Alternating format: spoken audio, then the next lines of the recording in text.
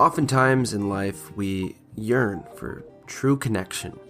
Growing up, moving to new places, seeing new things, and exploring the creative identities that build careers, works of art, routines, and, most importantly, friendships. Our guest for the first episode of Season 2 is Maria Smal.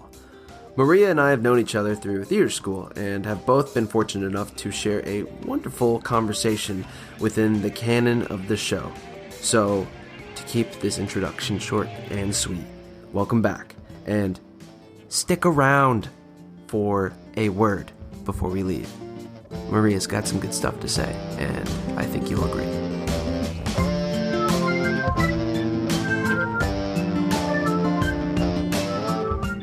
Need an acting reel? Real Acting Reels is a full-service acting reel production company. Book with Real Acting Reels to get your dream reel and start getting dream roles. DM Real Acting Reels on Instagram and use promo code Brett Gaffney. That's BRETT space GAFFNEY for 10% off your package. Real Acting Reels. Acting made simple. Spotify listeners, support for the podcast is now available within our description. Feel free to click the link and support the podcast in any way. The money that comes to the podcast goes right back into the show, and each episode costs on average $50 to $60.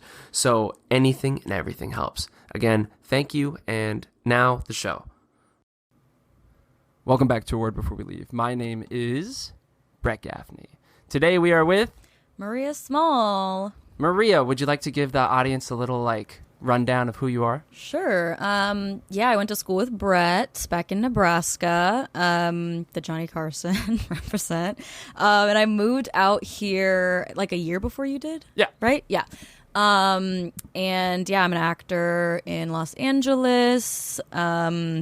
Been doing some content creation because that's, I guess, what you get indoctrinated into when you move to LA. That's kind of true. Even if you don't want to. Now just trying to do my thing, make things, like everyone literally else, and hang out with my friends, because that's what life is about. That is what life's about. Yeah. Connection is important. Yes. Okay, so we're going to start off with a little segment. I like to start off with a segment called Word of the Day. Okay. This is a podcast about words after all, but also about people. So today's Word of the Day is brought to you by Merriam-Webster Dictionary. Not sponsored yet. Not sponsored yet. But the word of the day is zephyr, Z-E-P-H-Y-R. And zephyr means a breeze blowing from the west. More loosely, a zephyr can be any gentle breeze. Now, you make a sentence, and then I'll make a sentence using the word zephyr. Wow. Oh, that's so lovely. My favorite part about camping is when we finally set up the tent and we're all sweaty and then a nice zephyr comes by to relieve us. Nice. They say the best part about being a cowboy is when you feel the gentle zephyr blowing across your face, riding in the wind. If I was a cowboy, the zephyr would not be gentle. I'd be riding that bitch. That horse. It wouldn't be be a zephyr. Fast. It wouldn't be a gentle breeze. It would be a gust. Yeah, nice. Yeah, it would be gusting. I know someone named Zephyr. That's such a beautiful name. I also know Zephyr. Maybe it's the same Zephyr. It's probably the same Zephyr in the Lincoln, Nebraska. Yeah. Wow. Will's old roommate. Yes. Yeah. What a great name. I had no idea what it meant. Today we are doing a little shout out to Zephyr, if you catch yourself listening to A Word Before We Leave today, welcome back to the podcast. And to the rest of the listeners, who's ready to get started? I know I am. Me. Maria, are you ready to start answering some questions? I'm ready. Fantastic. So, Maria, what gets you out of bed every day?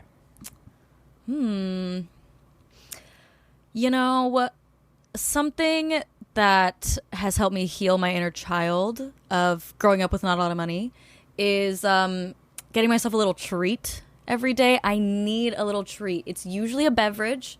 Recently, a matcha lemonade. But yeah, I think... Any sweetener or just matcha lemonade? Well, not to call Starbucks out, but their matcha has 30 grams of sugar in the powder. So no sweetener because the matcha is already basically granulated sugar. Yeah. But yeah, no sweetener if possible, because the lemonade's usually already sweet enough. And yeah, just whatever tree. It's like I go and I scavenge this tree every day. I scurry around and whatever tree I stumble upon, it's a mystery. but I know there's going to be one every single day. And it's yours. And it's mine. It's my little treat. And yeah, I know that's going to happen every day. Very reliable. Gets me out of bed. Do you do the Starbucks just in Echo Park? Yeah, usually if it's like I'm not going anywhere else. But if I do like leave the house, which is kind of most days, I'll try and find a new little random treat wherever I go. I love trying them out. Every little place has a little secret I also am a big advocate for the daily treat. Yes. And I start my morning with the exact same Starbucks, but I get that little double smoked bacon sandwich. So good. It's so good. Oh my! But I'm waiting in that line for like 20 minutes. Waiting in the line is and it like curls off onto the main road. Absolutely. Yeah. It's pretty insane. And about the double smoked bacon sandwich. So I used to work at Starbucks back in Nebraska. Right. And it's Nebraska. Oh, I remember those days. Yes. I'd like walk by in the Union and be like, hey, Maria. Yeah, gave out way too many free drinks. But the double smoked bacon sandwich in Nebraska was always sold out because it's a very Nebraskan food, I feel like. It is a very Nebraskan food. In LA, I've never had a problem with that sandwich being sold out because the people here don't eat like that. I do. Yeah, I do. So it's nice for me moving to LA. I always have my double smoked bacon sandwich, but It's the way to do it. it's the way to go. So, Maria, what is the one thing that you feel called to from your past? What's the one thing that's kind of been like the daily motivation getting you to now?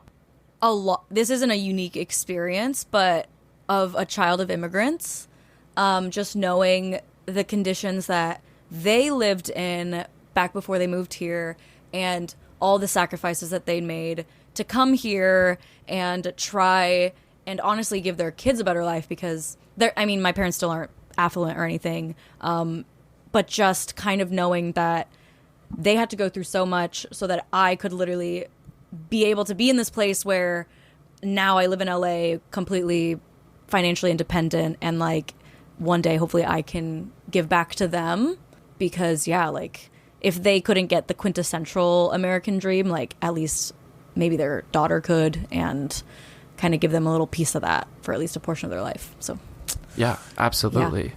So for the listener, we are currently in Maria's bedroom in her 5 to 6 bedroom house rental with a bunch of friends, roommates. Her boyfriend's down in the living room. He's probably he's working on a lease right now, I believe. Yeah, he's moving. It's that kind of time of year when everyone's moving around. But yeah, that's Los Angeles. Everyone's like scurrying around with moving trucks or someone's moving out next door, someone's moving in. It's the summer season. Yes. So coming to Los Angeles, what is one goal that you find that kind of excites you? I think... So obviously I moved here for a career, as most people, I feel like not many people are moving to LA for the vibes because they're pretty bad. But vibes are not always great. Not always great. Sure. You have to find your vibes. And a goal that I have outside of career that I guess some would say goes hand in hand, but I try to keep it as separate as possible is like leave great lasting impressions on everyone I meet, make as many friends as I can. Like, I don't really want to call it a network because that seems very like clinical and like I'm doing it as like a means to an end. Yeah. But like truly, I felt so at home the second that I started having like multiple friend circles because then I can bring them all together and like now you just have this network of people where I know we were talking earlier about like, oh, it's so weird that like I run into people that I know in such a big city, but that's kind of so nice because like especially if these people that you're running into are friends and not foes, like it truly makes you feel like you have a place here, which is kind of hard because it's so cutthroat here that I think you really need that like softness to counterbalance that and like stay here at all because otherwise it's really easy to pack up and go because it doesn't feel very homey here. So what are some things that you do to make it feel more homey? The people, for sure, having people over, game nights and making sure that even like acquaintances kind of become a little bit more than that, like being invested in them, like at least getting coffee with people that I meet so I like know them on like a more personal level than just their name. I think finding my favorite spots in LA was really important because that's kind of a special way to you meet someone new. It's like, oh, do you want to come to my favorite like little bar with me or my favorite park or whatever? And then that is a really personal, it's a part of you because that's your favorite, and then it starts a conversation about who you are and like why you like this spot. And yeah, I think literally just like making my mark on things and kind of claiming things as mine has really helped. And it took a while because there's so many places in LA, like million restaurants. It's very spread out. Yeah, very spread out too. So many different like pockets of town. Like I still haven't really explored the west side by the coast very much, but I've at least sort of conquered East LA. Like I'm a West Side spots. Fanatic. Really? Yeah, I love the West Side. Are you going to move over there? I'm moving you're more mid-city, so but you're getting the closer. goal to move to mid-city was to be closer to West Side. Yeah. Do you have a lot of friends out there? Yeah. Is that why? Most of my friends are in West Side. Yeah. But everyone's great over there. Surprisingly, I found myself friends with a lot of Hoosiers, a lot of like Indiana graduates. Really? And they've like kind of welcomed me into their little bubble of creative people and filmmakers. Yeah. But they're really nice and I like them. Yeah. LA, the thing about LA is that you really move where your people are. Yeah. Because, I mean, every area has its pros and cons. And like, it's a community-based area, whereas like in Nebraska or someplace like that where everywhere is kind of a same drive, you can live on complete opposite ends of town, but it's not the case see that for person LA. if you really wanted to. Yeah, it's not the case over here. Yeah. Because you'd have to sacrifice, like an hour, An 2 hours hour. in traffic if they're that far away. Like Santa Monica to downtown is not an easy trip. No, it's not for the weak-hearted, and I'm weak-hearted. Because then, I don't like driving very much, but I'm here. Yeah. So, are you ready to do another segment? Yeah. Great. So this is a fun one. I've only done this one once, and it's called Word Story. So we're going to use our actor brains right now, and we're going to kind of improv a little scene, and we're going to put the podcast somewhere new entirely. It can be fictional, it can be real, and then we'll just let the circumstances kind of fall apart, and never say no. No, it's a little improv game. That's the rule. All right, Maria, where are we? We're at a farmer's market. So we're in a farmer's market, and we have this podcast booth set up, and I'm seeing like it's a pretty quiet day, honestly. Yeah, I mean, it is a Thursday. It's a Thursday afternoon. It's like people have jobs, I guess. And it's cloudy, and we're trying to interview people. Yeah, we're trying to interview people about, we have like a whole candle set up. Yeah, and we're selling these candles. We want people to smell them, and they don't have like labels for the scents. Well, what's your favorite candle? What's this one smell like? This one smells like when you're inside your house and you're baking cookies in the oven, but the patio's open so you can smell the rain. And that's my answer, but we're trying to like get the people to come up to the stand and like tell us what these scents remind them of. I think our problem is that our candles have the strangest names attached to them, even though they smell quite nice. Yeah. Like we got Daffodils on Fire. Daffodils on Fire, and it smells kind of like a blueberry pie, which doesn't make much sense. We got Linen Rug. We have burnt dryer record vinyl. lint. Yeah.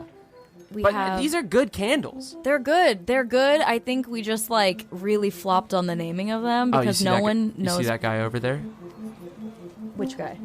The guy with the bald guy. The bald guy? There's two bald guys. What is he wearing? The one with the brown sweater vest on. Yep. And the corduroy pants. I see it. Call him over. Wait, but don't scare him. Sure. Hey. No, hi. Brown, I love your vest. You want to? Yeah. Come here. He's coming. All right, play cool. So what are we doing? We're gonna sell him a candle. Okay. Hi. Hello. Hey. Oh my God. How are you? So, you guys have free samples? I mean, if you want to dig some wax out. I Yeah. see. These are candles. Got some candles. I mean, you just with your brown sweater vest, you kind of seem like the type of guy. Which one's your favorite? Definitely 5 Mile running shoe. Let me give it a sniff.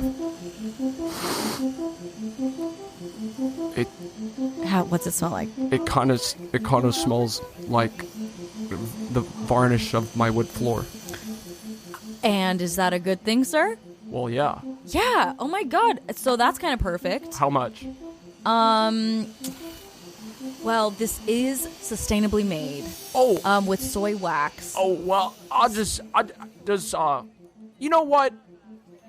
I've got to call my aunt and see if she needs candles. Actually, I mean, do you want us to hold this one for you and yeah, wrap it all I'll- up? And I'll be back. okay, cool. We take Venmo, cash. Yeah. Well, I'll be back. I'll be back. Okay, we'll be right here. Wow, I think he's gonna buy the candle. I don't think he's coming back. Maybe his aunt really needs some candles. You know, I think you're right. It's better to look on the bright side at these farmers market stands. Oh wait, he's coming back. Oh, Hello. hey, talk to your aunt. Hey. Yeah. What'd we're she gonna say? go. We're gonna go for it. Full send on the candles. Yup, Okay, yup. 2 floor varnish candles. Or Yeah. did your You aunt said it want was like 5 mile running shoes. 5 mile running shoe. Yeah, that's the one. That's the one. Awesome. Hey, okay. thanks, man, for buying our candles. Yeah, We really needed this Thank you. business. This means a lot to us. Yeah, it really does. Make sure to tell your friends and family. Yeah. Post And about it on Instagram. also, we're recording you, so welcome to the podcast. And we're back. And we're back. Ugh, I love a good farmer's market. Yeah, me too. I've never done a stand at a farmer's market, but that would be such an interesting I always wanted to experience. like my old roommate Claire. She would make Yeah. like jelly, and I was always trying to encourage her to sell her jam because it was really freaking Yeah, good. she gave me some once. Yeah, It her jam was great. like bonkers. Yeah, But I was like, Claire, you got to sell these jars, and she's like, maybe one day maybe that day Yeah. will be a day in the near future. I hope on a Thursday. on a Thursday, on a cloudy Yeah. Thursday. What better day to buy jam? That's what from I'm saying. Claire. That's what I'm saying. Shout out Claire. Shout out to Claire McClannon if you're listening. All right, we're ready to get back into the questions? Yeah. Great. Okay, Maria, what does your kind of daily routine look like on most days, and where do you find ways to live presently?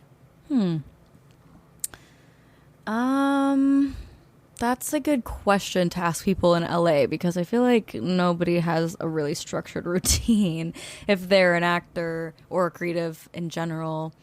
Yeah, I only work on the weekends, Which is nice. which is nice. So that those days are pretty structured, but my week is really free. But I am a creature of routine. Like I love a routine, and it was driving me a little bit crazy when I first moved here to just have all of my days literally blending into the next. And so I go on a 5-mile walk every day. 5 miles? 5 miles, yes, to get my 10K steps in. I also just really love walking, and I don't like going to the gym, so it's kind of like a You're win-win. getting the best of both worlds. I mean, Yes. they say that that kind of like walking movement is fantastic, not just for like physical health, but also for mental health. Yeah. We're built to walk, so when you're depriving your body of that, it's just like your brain kind of goes crazy. But yeah, I go on my 5-mile walk every day, which I try to do that as the first thing I do in the morning, as really kind of like an hour-long check-in with myself, because also now we're not in school or anything, so there's no like benchmarks of if I'm on the right track. So it really is all internal, and I think going on a walk and really being by myself, like inside my own head, like I can check in with where I'm at that day mentally and not like judge it, but just be like, okay, maybe this is a bad day, or maybe, you know, I'm feeling better this day. And then also kind of that's where I come up with a lot of my ideas for like this pilot that I'm writing. Like I'll come up with a scene because I'm just like sitting there like walking around for so long. Maybe I'll go through like a to-do list of the day, but that is like a really huge part of my days. And then from there, it's usually, I mean, I live with so many people, so I'm not at a wanting of like a social interaction. Like it's always there for me, and my best friend lives across the street, so I'll hang out with somebody every day, and usually it's a like-minded creative person just because that's my circle. And you guys can like bounce ideas off of each other. Yeah. And kind of be like, oh, if we wanted to make something, we could right now. exactly, which we're always saying. And I work best like alone, so really what I'm with people is just like the idea generation, and the actual execution has to be like all by myself because I'm really bad at focusing. But yeah, it is so nice. I like to have like a moment every day where like I remind myself why I'm here. And that's usually just like a conversation with friends, like talking about what we're working on and kind of our game plan for that. My bunny George, I hang out with him a little bit every day. Yeah, speaking of George, he just like headbutted my knee. So when bunnies boop you with their nose, that means they're saying hi. So he just wanted to say hi. Hello, George. And that's it. He is a lone wolf. Like, he doesn't like a lot of attention, which is great for my lifestyle because I'm gone so much, but George isn't the first animal we've had on the podcast. I've had one cat like kind of interrupts a part of the podcast, and that made it to the episode. So George, if you want to say anything, just let me know. Yeah, let me know. He's always thinking a lot of stuff. His name's not George for nothing. I named him after Curious George. I love it. He just seems so curious. Yeah. You're a very creative person, and you surround yourself with creative people. What is a good way? What's a word of advice you would give to somebody that maybe wants to be more creative and make more creative friends? At least, I mean, I don't know everything, and I don't know anything, which is kind of the beauty of life. So I'm only 23, so I don't, this is just what I know. But in my time of like my different philosophies and my different mindsets, my perspective on creativity has changed. I used to think that it was something that you had to work towards, because I think we were so raised with like academia and like you can like learn something, whatever, like you can work towards something. But I now believe that creativity is something that just happens to you through living. And so if you feel like you're in a creative rut, which I was feeling last month for a while, I went out and just did things without the intention of, I need to be creative, like something, inspiration needs to strike, like I need to sit here and brainstorm ideas. Like that stuff never works for me. Like how I become creative and how I feel like most people become creative is like experiencing life, and then honestly, like inspiration just strikes. Like that's not a phrase for nothing. Like I do believe that inspiration strikes.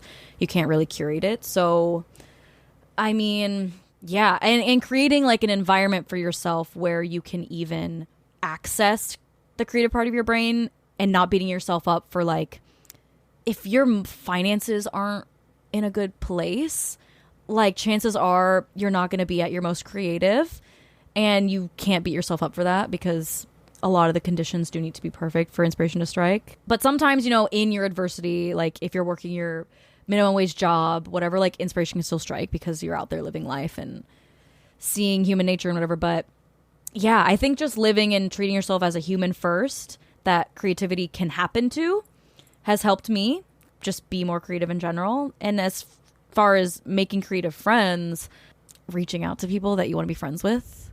I like met almost all of my friends in LA through social media before I had like any sort of following. So like that really does not matter. You're kind of the queen of Twitter, I feel like. Yeah, in Nebraska, I was always tweeting. And so I was definitely very much on that app, and I would DM people when I first moved here that I wanted to be friends with, who I knew lived in the area, and you'll get a response because like even if you have a following, like you still see the message requests that come in. And so yeah, just like literally shooting your friendship shot really works. So don't be afraid to do that, because something that also I like heard or watched or saw something like a year or so ago at like the perfect time when I was like ready to branch out and make friends in LA.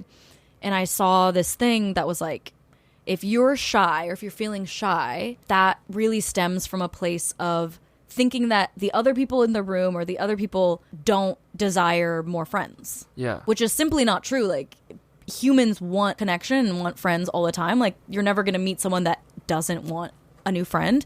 But that like kind of weird foundational like subconscious belief is what like stops people from reaching out to people like and asking to be friends. They don't want to talk to me. me. Like they don't. Yeah, like I want this more than they want it, so like I'm not gonna impose or whatever. But humans like crave friendship. So, I mean, the greatest battle usually when it comes to connecting with new people is within yourself, within like myself. Like if I wanted to make a new friend or approach anybody in like a very different setting, like let's say I'm at a bar or I'm at a party, or I'm at a grocery store and I see someone, I'm like, wow, that person looks fascinating.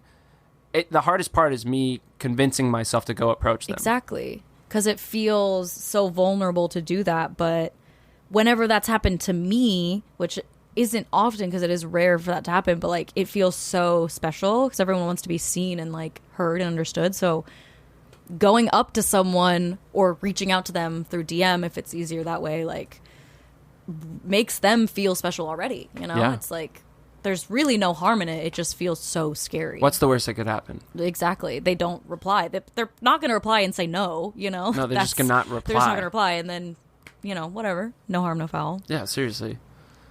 I'm currently reading The Creative Act, A Way of Being by Rick Rubin, and he describes creativity as this it's almost like a force that you can like tap into, and he believes that everybody is creative in general. Yeah, whether by that's nature. how they organize their dresser or the decision to floss before they brush their teeth or after, or just the way they like build their habits and routines so that they live their life. Like creative choices don't have to be the act of making art or making music or making something, because you're always making something through choice. So what is one simple choice you can give to the audience right now that they could make, whether they're listening in a car, on a walk, or on an airplane, they're just got it plugged in? What can you say directly to the audience in this moment to make a creative choice? I think I would tell the audience to have a little bit of selective hearing and selective seeing wherever you're at, and like really stop and listen to the sounds around you that maybe you don't choose to be hearing, especially if you're in like a public place, or maybe avert your eyes to a place that maybe is not like in your direct path, and just like notice the stuff around you more, because we exist in a lot of spaces, but I think it is like an act of creativity to like intentionally choose to focus on something around you that is kind of in the background.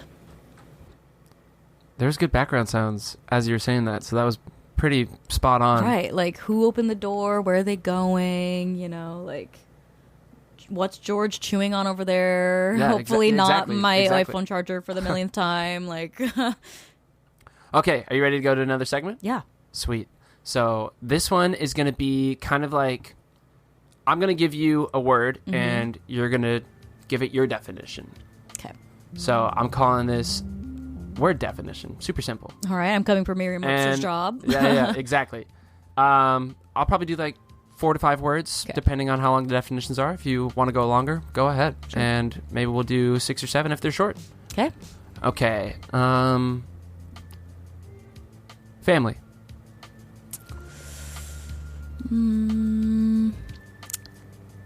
The individuals with whom you feel like yourself with. Nice. Connection.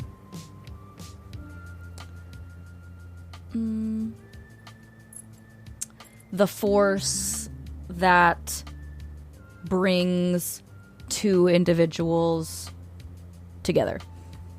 Nice. Acting.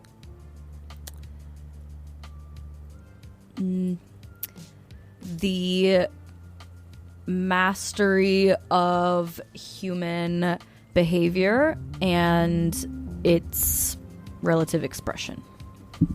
I like that one. Yeah.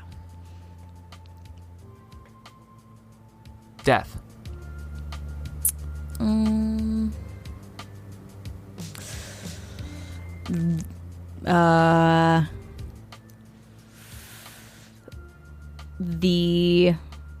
The end of one's ability to make more memories, because I don't know what happens after death, but yeah, I don't think you can do more stuff. Probably just remember other things. Life. Yeah, like a collection of experiences and memories.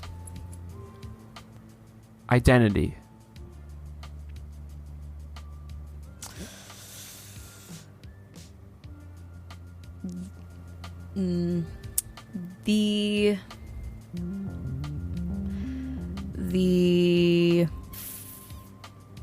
The characteristics and traits most apparent in an individual. And last but not least, creativity. Tying it all in. Creativity is the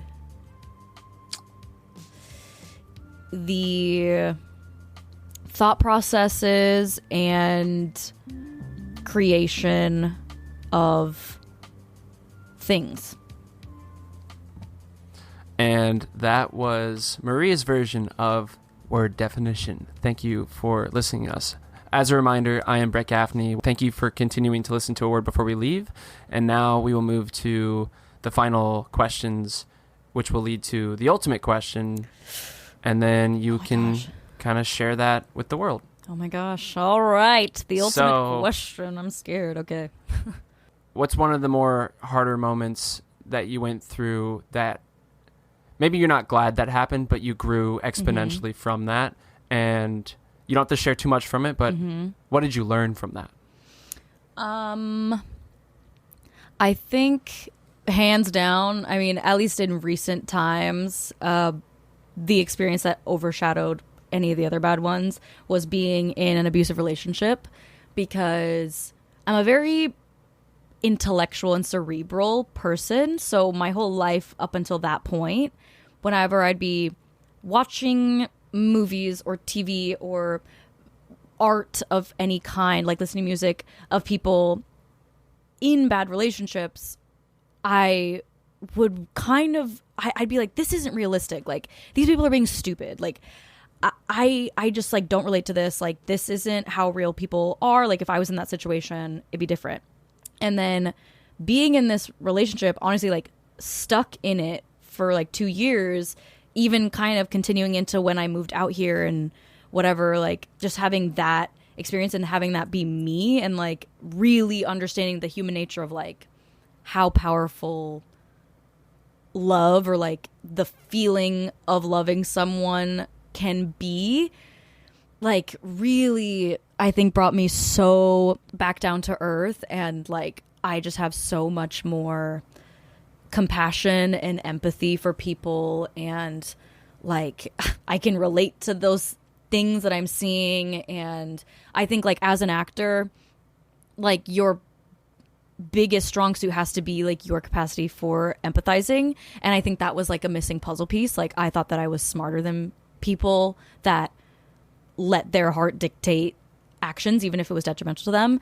And like, I mean, not to, you know, capitalize off of my misery, but I kind of have to, because otherwise what is there? Like, I think it really in turn also made me like a better actor, because I can really just like understand how powerful love is, because that really dictates all of your actions as a character. And yeah, thankful for that. I mean, I wish I hadn't have had those bad memories, whatever, but it made me a well-rounded person, and I think everyone learns that lesson in life. At some point, yeah. I'm just glad it happened to me on the younger side, so I can now feel like, all right, I relate to everyone else who's a human and has done stupid shit for love. Like, yeah, it's where sympathy becomes empathy. Yeah, exactly. Sometimes a pretty shitty experience, pardon my French, can leave a residue on you, and you gotta kind of find a way to shake that off. Exactly. Yeah. So what's a time where you felt, I'd like to hear a story, if you don't mind, where you felt the most alive? Yeah, so something that I wanted to do in my 20s before I like got in a relationship and like was truly like independent is travel abroad by myself.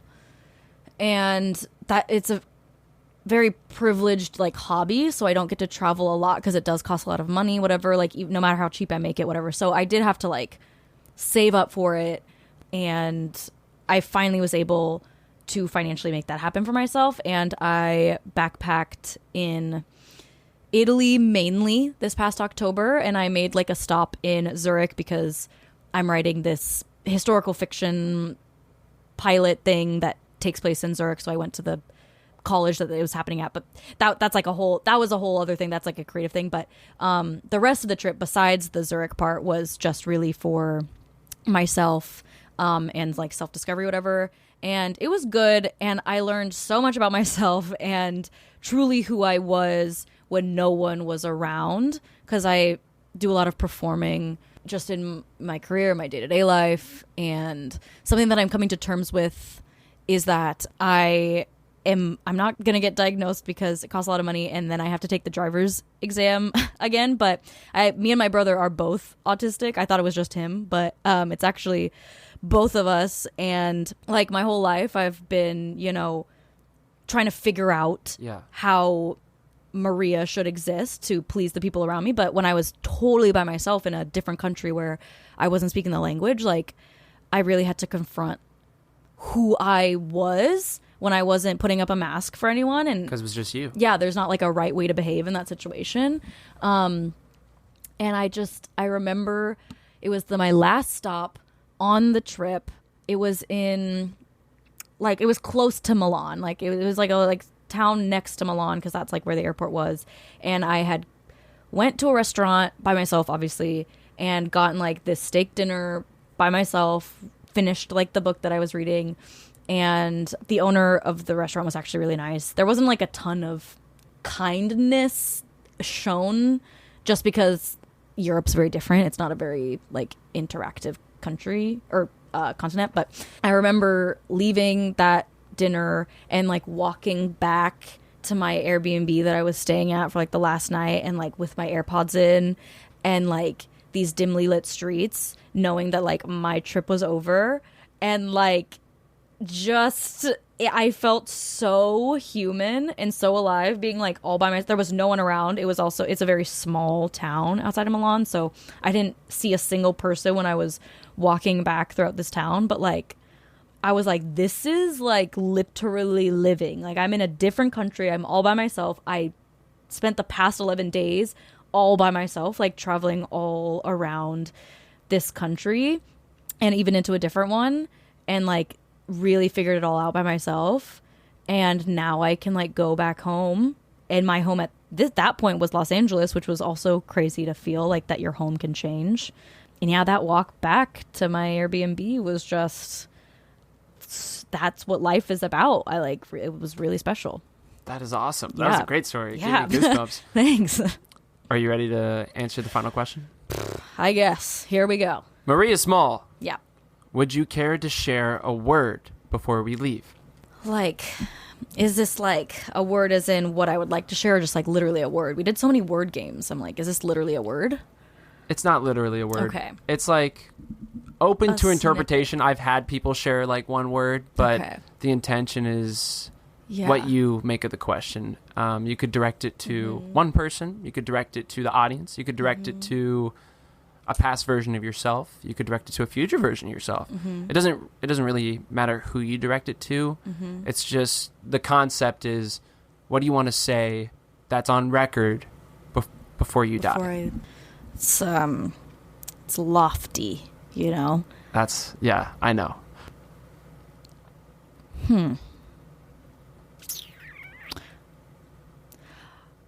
I feel like a broken record when I say this, and I think it's because I exist in my own life and I hear myself say this all the time. So maybe this doesn't feel as broken record-y on this podcast, but truly, this is to anyone. This is to you, Brett. This is to anyone listening. This is to myself. And when I listen to this back, it really, as much as we want to get wrapped up in our careers and success and all that, like at the end of the day, it doesn't matter what you're doing. It matters who you're doing it with.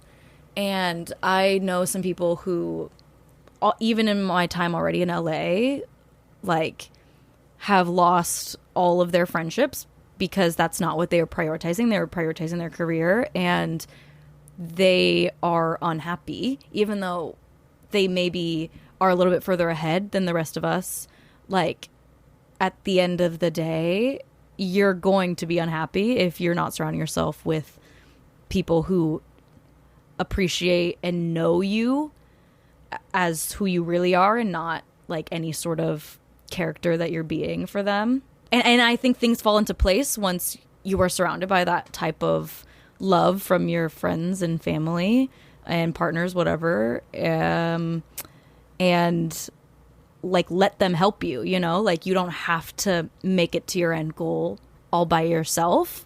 I think if you surround yourself with the right people, you're all going to get there, and a rising tide lifts all ships. So just like remembering that and actually prioritizing people, because that's who you're going to have around you when you die, is people, and not your Oscars or whatever it is that you want. Yeah. And like, I mean, this podcast is great because you get to talk to people and like know them on a deep level, like hear them answer questions like this. So, I mean, what I would say to Brett is keep going, you know, keep on with your podcast and talking to people.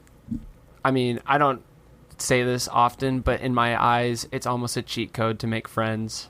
Yeah. Like everybody that I've interviewed, I still talk to. Yeah. And they reach, maybe not always, but I'll get a text here and there, and they're just like, hey, how you doing? How you doing? Yeah. And it's just nice. Exactly. It's literally, and this is just one conversation. Yeah. You know, like we could be having these conversations without mics like every day with someone else. But like literally it's just one conversation. So that's how powerful it is to just get to know someone. That's what I would leave you guys all with. Hopefully you guys get your Oscars or your promotions or your mansions or whatever that you want. But, you know, who are you gonna show your Oscar to? At the end of the day, the world is built for people by people. Yeah, exactly. Well, now I'm going to go into some closing notes. Closing notes. This has been A Word Before We Leave. Welcome back to Season 2. Oh my God, this is the first episode of Season 2. Wow. Thank you for being patient with us after a month and a half of a hiatus. We've been hard at work growing the team. I'm going to say some thank yous to some new people that you guys might not know, but they're putting in as much work as I am now that I'm growing it. This podcast's new season's theme is collaboration, so we're inviting creators like yourself, like Maria, like anybody out there. If you have something that you want to add to the podcast that you think fits or you feel inspired, we've had people do poems before. We have our first thank you going to Parker Abrhams for composing the new intro and outro and acoustic version of the song. We're also going to give thank you to Nick Lombardo for doing some marketing for the podcast, so hopefully we can spread our nets a little bit and reach more people, and through that maybe interview more people. Incredible. I'd like to thank Maria Smal for being our first guest for Season 2. Hey, thanks for asking me. And everybody who was a part of Season 1, from the bottom of my heart, thank you so much. And last but not least, you, the audience member, for continuing to join in with these conversations, because we're sharing Maria's story, but we're also helping you, in a sense, understand the connectedness of life. Exactly. This has been Brett Gaffney and Maria Smal. And maybe you too can make a friend today. Yeah. This has been Brett Gaffney.